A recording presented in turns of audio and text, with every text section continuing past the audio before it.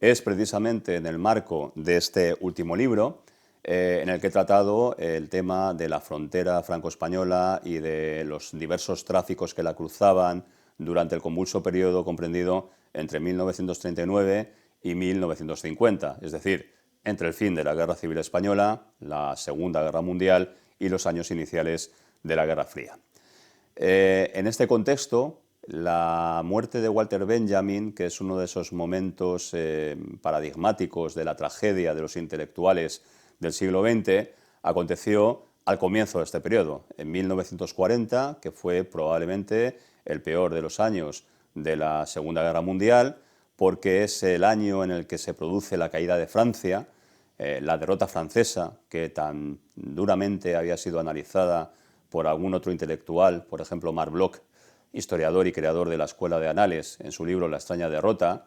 en la cual analizó o intentó analizar y explicar cómo un país que había sido la vanguardia política, social y cultural de Europa desde el siglo de las luces se pudo hundir de una forma tan estrepitosa y casi sin resistencia en el plazo de 2 semanas ante el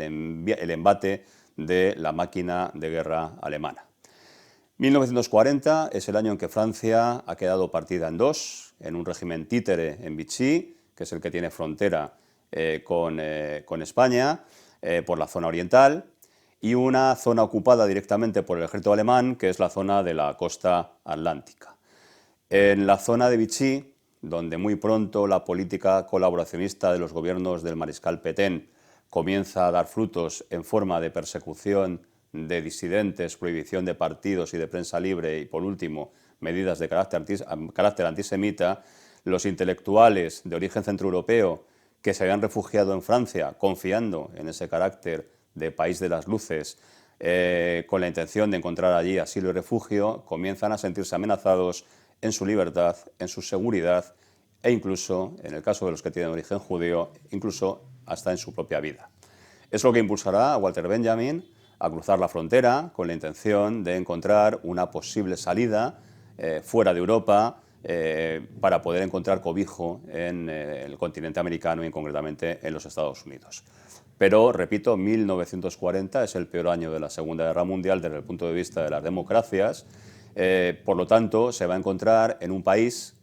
la España de Franco, que debe su existencia y su éxito y su triunfo en la guerra civil a la ayuda de la Alemania nazi y de la Italia fascista, por lo tanto, en un territorio hostil, poco favorable a sus demandas de asilo, en un lugar donde va a ser detenido y amenazado de retorno de nuevo a las manos de sus perseguidores, con el mar enfrente, con los Pirineos a la espalda y en una situación demoledora de abandono y de desolación.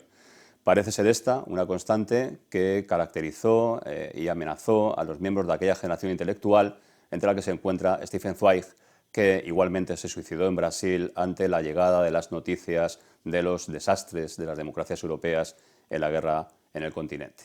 Una desgracia que, repito, afectó a esa generación de intelectuales que probablemente constituyese una de las mejores generaciones intelectuales de la historia del siglo XX.